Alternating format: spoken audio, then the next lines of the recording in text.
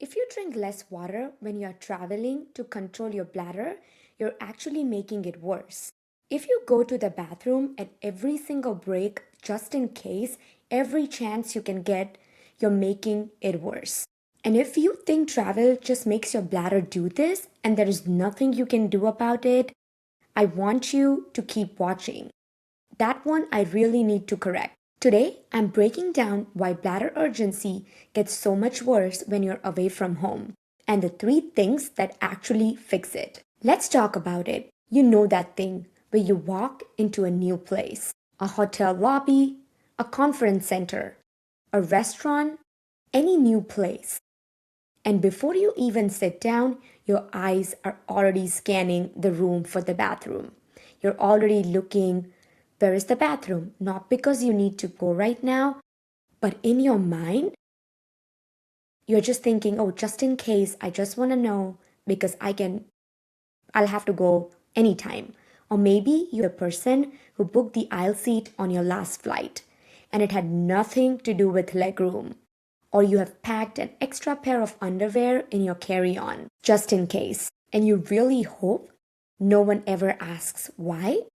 If any of that is you, I see you. Because if you have ever felt like your bladder behaves one way at home and completely falls apart when you travel, there's actually a reason for that.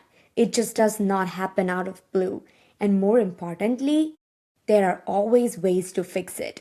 We all think like, oh, this has been going on, there's nothing I can do. But there are real strategies. We can work on having no surgery, no medication, no just wear a pad and deal with it. There are real holistic solutions. Let's get into it. I want to start today with the story of one of my clients. We'll call this woman Sarah. She's in her early 40s. She runs her own business. From the outside, she has everything together. Clients, calendar, career, everything is all perfect on the outside. One year, she was invited to speak at a major conference in her industry, the kind of opportunity she had been working towards for years. She said no. We would wonder, like, oh, why she said no to such a big opportunity she was waiting. That was not because she wasn't ready, not because she had a conflict.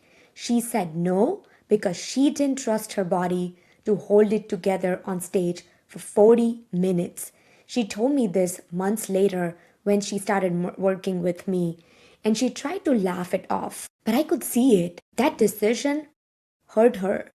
It did hurt her career because this isn't just about leaks. The trips you didn't take, the aisle seats you always chose, the dinners you leave early, the presentations where you are so focused on your bladder that you can barely focus on what you came to say. And if you're listening right now, you probably know exactly what I mean. So today, this episode is for Sarah and for you, for any woman who's suffering dealing with this and has not found a solution. Why travel makes it worse? Let's talk about what's actually happening. One of the most common things women tell me is this: I'm fine at home, but the second I travel, my bladder completely falls apart. And the reason is your nervous system. All comes down to our nervous system. Your bladder and your nervous system are deeply, deeply connected. When you travel, your body experiences a change in the environment. Even if it's exciting travel or if you're traveling for work, your nervous system registers it as stress. Change in schedule, change in time, change in like your hydration, and when that happens, your body releases stress hormones. Adrenaline shoots up, cortisol shoots up. Think about it, your whole system gets directly stimulated. That affects the control of your bladder, which means your bladder contracts more often than it needs to. So it starts overworking and suddenly you feel urgency way sooner than you normally would. And to add to that, moreover, we get less sleep, more caffeine, we are trying to catch up. Long periods of sitting, a disrupted routine, and your bladder gets overwhelmed. So if your urgency gets worse when you travel, now you know what are the factors that causing it. It's not in your head. You're really feeling it. Before we talk about what actually helps, if you travel frequently for work and this is something you're quietly navigating every single trip, this is exactly the kind of thing we work through inside the leak proof method. Not generic advice, but a real solution for your very specific triggers, your specific patterns, your routines. If you want help with that, there's a link below. Do check it out. Book a free call so we can talk and discuss and actually find a solution what we can do about it. Let's start with a trap. I call it travel trap. Almost everyone falls into it. The just in case pee. Before leaving the hotel room, you go. We all do. I mean, I often do it too. Before the keynote starts, you go. At every conference break, I always look like we all look for the bathroom. You go. Not because you need to, just in case. It feels logical, right? It feels smart, but it's actually training your bladder in wrong direction. It's actually not helping it. Your bladder is a muscle. It does get a lot of signals. A muscle learns from repetition. We all know if we train any part of our body, we are training it with repetition. When you empty it before it's actually full again and again and again. And your bladder learns that this small volume is what full feels like. So it sends urgency signals earlier, which makes you go sooner, which trains it to hold even less. And the whole cycle continues. The next one, the hydration myth. The second trap is dehydration. A lot of women start drinking less water when traveling. The thinking is simple here: less in, less out. But when you drink less water, your urine becomes very concentrated. Concentrated urine irritates the bladder lining, and that irritated bladder makes urgency worse. So the goal isn't less water, but to hydrate enough. It's like smarter hydration, drinking more water, most of your water intake earlier in the day, and then tapering down in the evening. Your bladder stays hydrated without being overwhelmed. So, what actually works? I call this the travel reset. 3 things we focus on. First, we need to work on calming your nervous system. Before a meeting, before walking on stage, before a long flight, or before your long travel day, take 1 minute to breathe.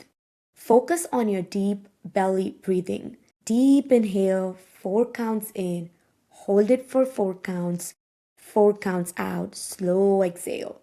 Repeat that 4 times. This sends safety signals to your nervous system.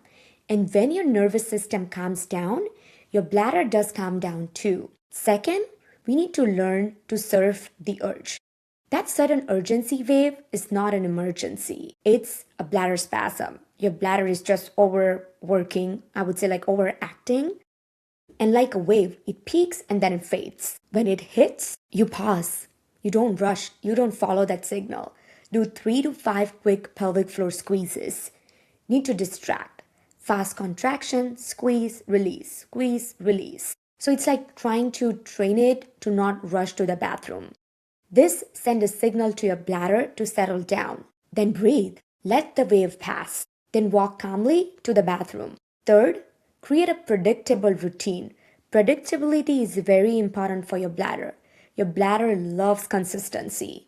Instead of reacting to every urge, give yourself a planned bathroom break. Every 2.5 to 3 hours, you decide the schedule. You pre-plan it. Your bladder doesn't do it. Don't let the bladder be the boss. And if urgency shows up in between, that's when you practice urge suppression. Before we finish, I want to zoom out for a moment because bladder urgency might seem like a small problem, but it is affecting a lot of things you want to do in your life. But it rarely stays small. It becomes the trip you didn't take, the opportunity you passed on, the event you left early. So you see how many things in your life you're saying no to, and over time, it quietly shrinks your whole world. But it doesn't have to. This is one of the most treatable things I work with. Women who thought they would manage it forever, and at the end opt in for surgery, medication, all the ways they could solve it. They often see huge changes by doing this in just a few weeks. And that freedom, that confidence in your own body again, is absolutely possible. So let's recap quickly here. Travel increases urgency because your nervous system is in the stress mode. Just in case shrinks bladder capacity. Cutting water irritates your bladder. And the three things that helps most are your nervous system, surfing the urgency wave, and creating a consistent routine. If you want help working through this properly, you can book a free call with me through the link below. And if this helped you today, share it with someone you know has been dealing with this, because there is probably a woman in your life quietly dealing with this. And she deserves to know she's not alone. And there is a solution out there. I'll see you next time.